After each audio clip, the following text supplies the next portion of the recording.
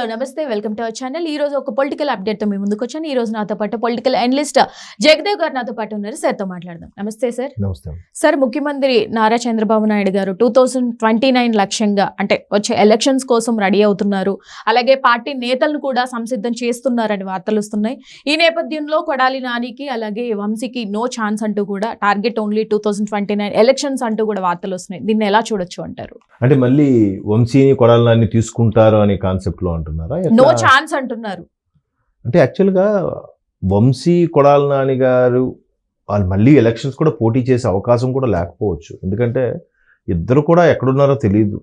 Even ఇంకా వంశీ గారు కూడా విమర్శించారు, దారుణంగా మాట్లాడారు. కానీ కొడాలి నాని గారు ఎక్స్ట్రీమ్ లెవెల్కి వెళ్ళిపోయి మాట్లాడాడు. ఆయన మొన్న అంటే ఎలక్షన్స్ అయిపోయి రిజల్ట్ వచ్చి 1.5 year తర్వాత మొన్న కనబడ్డాడు. ఆయన బక్కగా అయిపోయి మీసాలు గడ్డాలు తీసేసి, అది కూడా కోటి సంతకాల సేకరణ ఏదో జగన్మోహన్ రెడ్డి గారు స్టార్ట్ చేస్తే కనిపించారు. సో అంటే అదే వాళ్ళు చేసిన పొరపాటు ఏంటంటే రాజకీయ మనుగడ లేకుండా వాళ్ళకి వాళ్ళే చేసుకున్నారు. అంటే బాగా మితిమీరి మాట్లాడటం. అంటే చంద్రబాబు నాయుడు గారిని విపక్షంలో ఉన్న వాళ్ళని తోలనాడి మాట్లాడడం విషయం పక్కన పెడితే దేవుణ్ణి కూడా అపహాస్యం చేసినట్టుగా మాట్లాడారు. ఎంత అంటే ఇప్పుడు అంతర్వేది రథం కాలిపోయిందంటే వచ్చి దేవుడు వచ్చి నీకేం చెప్పాడా, అది ఎవరు కాల్చడం నీకేం చూశాడా అని ఎట్లాగే సింగులర్గా మాట్లాడి, నువ్వా సన్నబియ్యం అంటే సన్నబియ్యం ఎవడు చెప్పాడు, మీ అమ్మ మొగుడు వచ్చి చెప్పాడా అంటే అది మాట్లాడడానికి ఇబ్బంది అనిపిస్తుంది. ఆయన డైరెక్ట్గా ఒక మంత్రి హోదాలో ఉండి డైరెక్ట్గా మాట్లాడేస్తున్నాడు. అలాంటి వాళ్ళని అసలు ప్రజలు హర్షించరు. ఎందుకంటే ఆయన ఇంటి మీద గుడ్లు టమాటాలతో దాడి చేసినప్పుడు కూడా నిజంగా అంత ఫాలోయింగ్ క్రేజు ఆయన చేసేది మంచి అనుకుంటే ఇరుగు పొరుగు వచ్చి ఎవరు రాదు మా ఊరు వచ్చి మా నాయకుడి మీద వేస్తున్నారని వస్తారుగా. ఎవ్వరు రాలేదు. పైపించి అందరూ ఇది మంచి పని అయిందిలే అనుకునే వాళ్ళే ఉన్నారు. సో అట్లాంటి దిగజారిన రాజకీయాలు చేశారు కాబట్టి వాళ్ళకి ఎవరు మద్దతుగా లేరు.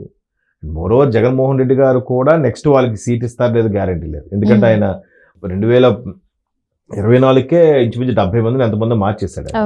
మరి ఇప్పుడు ఇంకా మారుస్తాడు. ఎందుకంటే ఆయన నా ఫోటో వల్లే అందరూ గెలుస్తున్నారు, మీరు లేకపోయినా పర్లేదు బాబు నా ఫోటో పెడితే అక్కడ కుక్కర్ని నిలబెట్టినా గెలుస్తుంది అనే కాన్సెప్ట్లో ఆయన ఉన్నాడు. కాబట్టి ఇట్లా వీళ్ళందరినీ దూరం పెడుతున్నాడు. కానీ నిజంగా ఒక విధంగా జగన్మోహన్ రెడ్డి గారు ఇటువంటి వాళ్ళు దూరం పెడితే ఇంకొంత బెటర్, ఆయన మారినట్టు అర్థం. ఇట్లాంటి ఈ సీనియర్లందరినీ ముందు పక్కన పెడితే.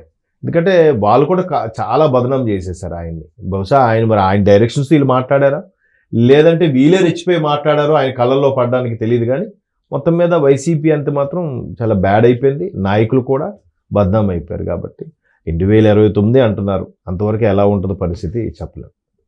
Thank you sir.